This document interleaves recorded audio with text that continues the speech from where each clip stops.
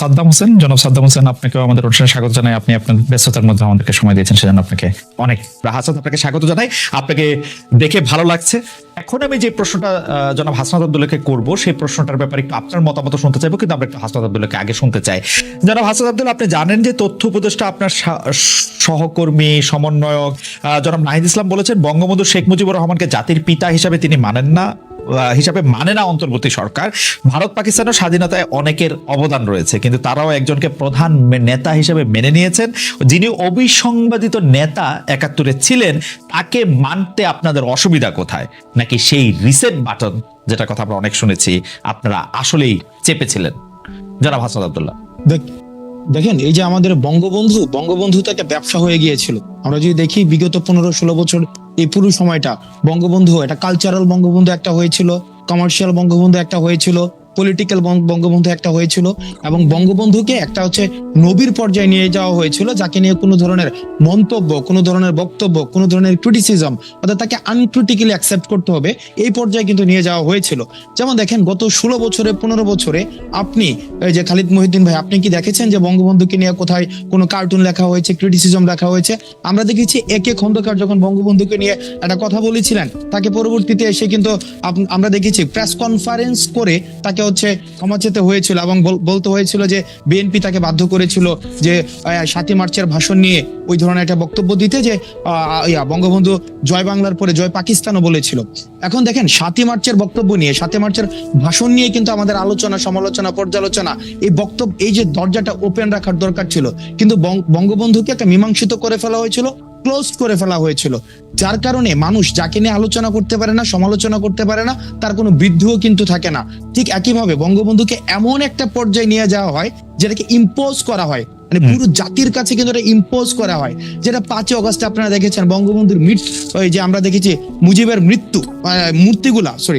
মুজিবের মূর্তি যেভাবে ভাঙা হয়েছে, মানুষের যে উল্লাস প্রকাশ হয়েছে, সেটার মধ্যে দিয়ে কিন্তু মানুষের স্বস্তিটা কিন্তু প্রকাশ পায়।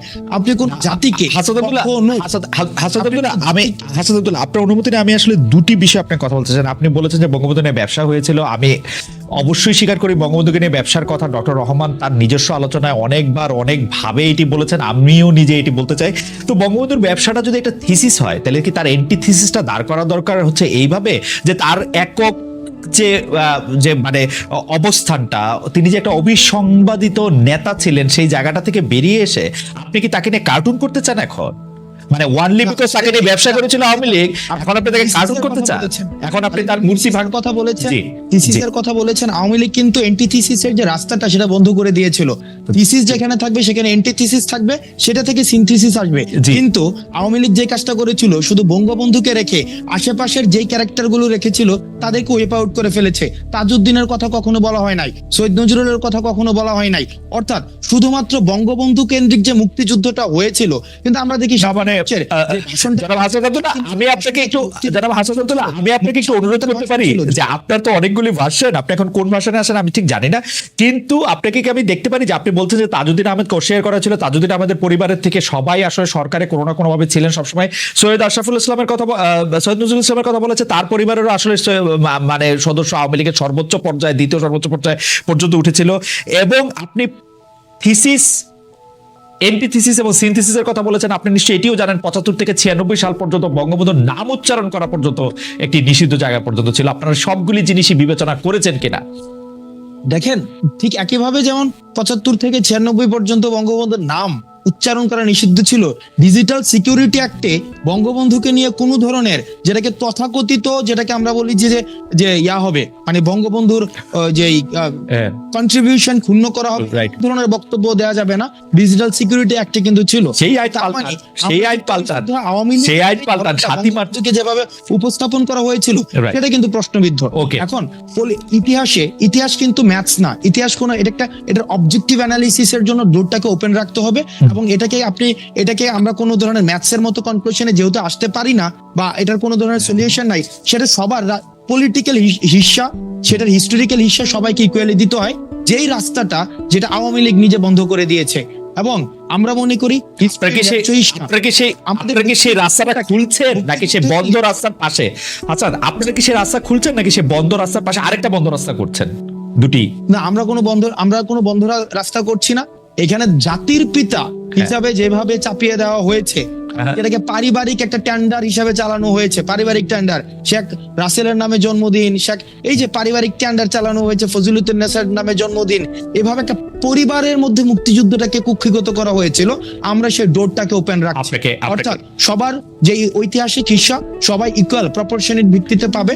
আমরা সেই চর্চাটা আমরা করতে, মানে আপনি মনে করছেন যে বঙ্গবন্ধু এবং অন্যান্য আরো 4-5 জনের সমান হিস্সাই পাওয়া উচিত, মানে ইকুয়াল সবার, মানে everyone involved in the liberation equal, get their proper. মানে আপনি বঙ্গবন্ধুর ইকুয়াল আর কাকে 1971 সালে বাস্তবতা বঙ্গবন্ধুর ইকুয়াল আর কাকে মনে করেন যে তার সমান পাওয়া উচিত? দেখেন, এখন বঙ্গবন্ধুকে তো আপনি ক্রিটিসিজমের ঊর্ধ্বে রাখতে পারেন। না, আমি ক্রিটিসিজমের ঊর্ধ্বে রাখতে চাই না। না, আব্দুল্লাহ, আপনি আমাকে ভুল বুঝবেন না। আমি ক্রিটিসিজমের ঊর্ধ্বে রাখতে চাই না। আমি শুধু জানতে চাই যে 1971 সালে পাটাতনে দাঁড়িয়ে আপনি বঙ্গবন্ধুর ইকুয়াল পজিশনে কাকে রাখতে পারবেন।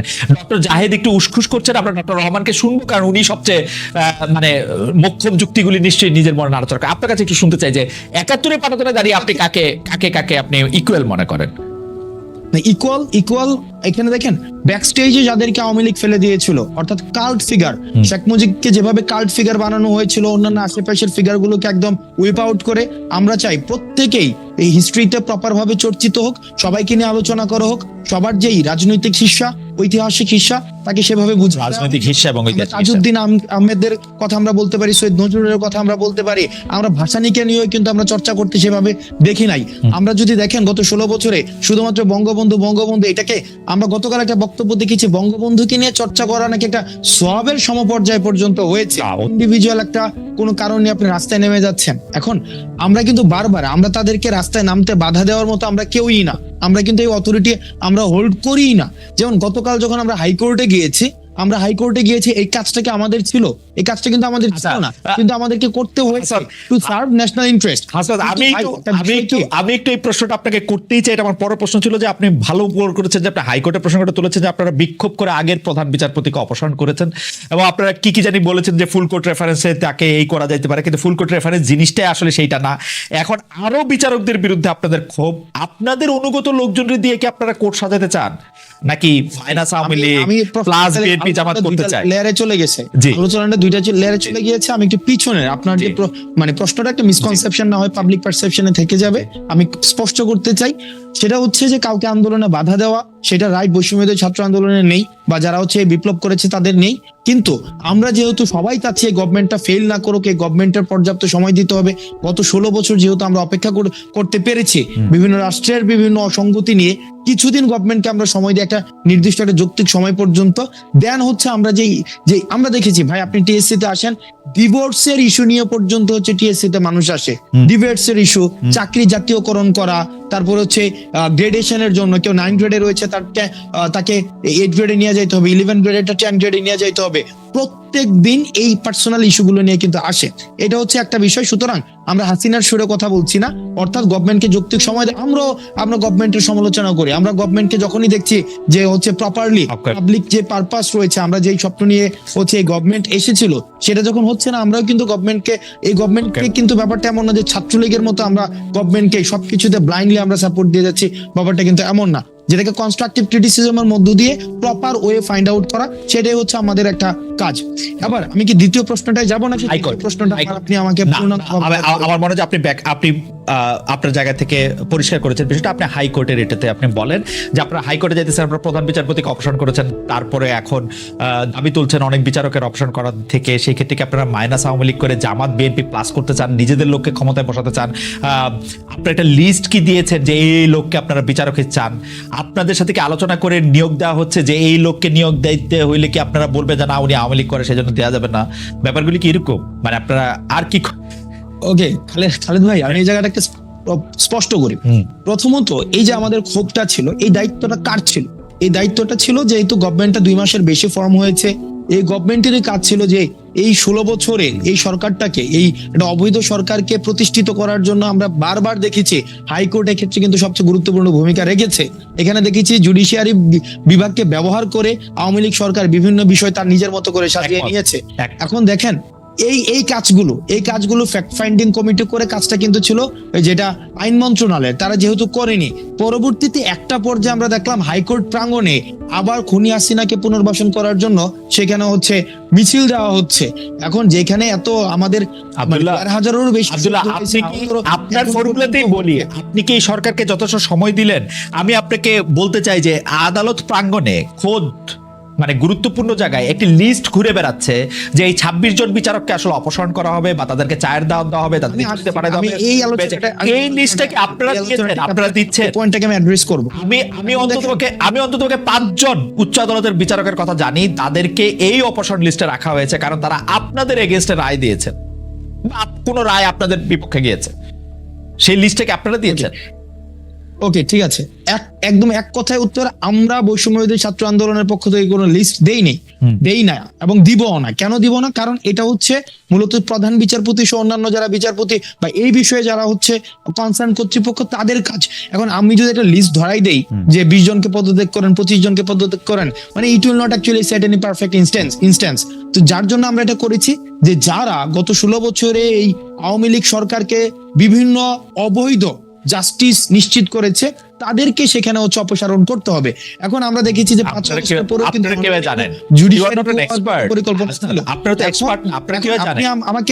আমাকে প্রশ্ন করতে পারেন, এটা তো হাইকোর্টের স্যাংটিটি নষ্ট করছে, এটা হাইকোর্টের একটা স্যাংটিটি রয়েছে, বিচারালয়ের একটা স্যাংটিটি রয়েছে। ভাই সবই ঠিক আছে, ডেমোক্রেসিরই কিন্তু একটা স্যাংটিটি রয়েছে, একটা স্টেটের একটা স্যাংটিটি রয়েছে।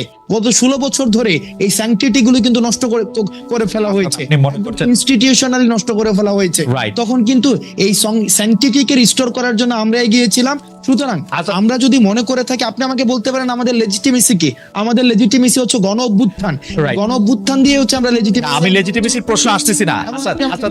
আমার একটা ছোট রাইট নাই হাসান, আমার একটা ছোট প্রশ্ন, আমাদের একটা ভুল রয়েছে। আপনি আমার মাফ করবেন, আমার সবাই কমা একটা ছোট প্রশ্ন। সেই প্রশ্নটা হচ্ছে যে বর্তমান যিনি প্রধান বিচারপতি আছেন সৈয়দ রেফাত আহমেদ, আমি তাকে 30 বছর ধরে চিনি, আমি তার পিতাকেও চিনতাম। তার মতো এরকম একটা ম্যান অফ ইন্টিগ্রিটি আমরা আর কবে মানে এত রকম দেখেছি, এটা আমার ব্যক্তিগত মতামত, আমরা জানি না। এখন যিনি অ্যাটর্নি জেনারেল রয়েছেন জনাব আসাদুজ্জামান, আমি তাকেও 30-35 বছর ধরে চিনি। এখন যিনি আইন উপদেষ্টা রয়েছেন জনাব আসিফ নজরুল, তাহলে আপনাদের কি তাদের উপরে কোনো আস্থা নাই? যে 3 জনের কথা আমি বললাম, এই 3 জন কিন্তু এই ব্যাপারে কাজ করে দিচ্ছেন, কাজ করছেন। এখন আপনি এই যে গভর্নমেন্টের প্রতি আমরা সবসময় যে পজিটিভ থাকবো ব্যাপারটা এমন না। গত 2 মাসে যদি আমি ধারাবাহিক ভাবে কোনো কাজের প্রায়োরিটি সেট করি, এই প্রায়োরিটির মধ্যে কিন্তু এই কাজটা একটা গুরুত্বপূর্ণ কাজ ছিল। কিন্তু আমরা দেখেছি এই বিষয়ে এই গভর্নমেন্ট কোনো ধরনের এখনো পর্যন্ত দৃশ্যমান কোনো পদক্ষেপ নেয়নি। যেহেতু নেয়নি, এটার সুযোগে আওয়ামী দোসর যারা রয়েছে তারা হাইকোর্ট প্রাঙ্গণে আবার পুনর্বাসনের জন্য 10 জন লোক স্লোগান দিয়েছে। হাসনাত 10টা উকিল স্লোগান দিয়েছে, 10 জন 15 জন আমি দেখেছি। তার চেয়ে বড় কথা হলো যে হাসান, এটা নিয়ে আসলে আমরা পরে লম্বা কথা বলতে পারবো, কিন্তু আপনি যেটাকে পদক্ষেপ নেয়া বলছেন, আপনারা আন্দোলন তখন শুরু করেছেন যখন আপনি দেখেছেন যে অন্ততপক্ষে যে 5 জন বিচারকের কথা আমি বলেছি, সেই 5 জন বিচারকের কোনো না কোনো রায় আপনাদের বিপক্ষে গিয়েছে, কোনো না কোনো সিদ্ধান্ত আপনাদের বিপক্ষে গিয়েছে। সৈয়দ রেফাত আহমেদ আগে থেকে মাননীয় প্রধান বিচারপতি সৈয়দ রেফাত আহমেদ জায়গায় ভাই স্পষ্ট করে না হয় মিসকনসেপশন থাকবে, সেটা হচ্ছে আমরা কোনো ইন্ডিভিজুয়াল বিচারকের কোনো লিস্ট কিন্তু আমরা দেইনি এখনো পর্যন্ত। কোনো ইন্ডিভিজুয়ালের লিস্ট আমরা বৈষম্যবিরোধী আন্দোলনের পক্ষ থেকে দেইনি। এটা হচ্ছে প্রধান বিচারপতি সহ অন্যান্য বিচারপতি কনসার্ন অথরিটি, তারা সিদ্ধান্ত নেবেন যে কোন কোন বিচারপতি কোন ধরনের বিচার ম্যানিপুলেশনের কাজে যুক্ত ছিলেন, তারা সেই বিষয়টি সিদ্ধান্ত নেবেন। আপনি এক লাইনে কি বলবেন? আপনি কি জানি একটা ভুল করার কথা বলছিলেন যে এটা আপনাদের ভুল হয়েছে, এটিকে এক লাইনে একটু বলবেন এটি কোনটা? আমি সরি, আমাদের ভুল আমাদের ভুল হয়েছে। আপনি আমাকে মাঝে মাঝে আমাদেরকে প্রশ্ন করা হয় যে আমাদের লিগ্যাল অথরিটি কি বা আমাদের এই কাজের জন্য আমরা কেন করব।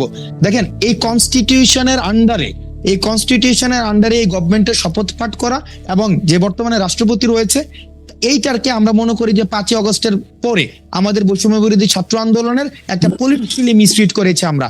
তখন আমরা কনস্টিটিউশনকে বাদ দিয়ে যদি আমরা একটা বিপ্লবী সরকারের দিকে যেতাম, তাহলে আজকে আমরা ফুললি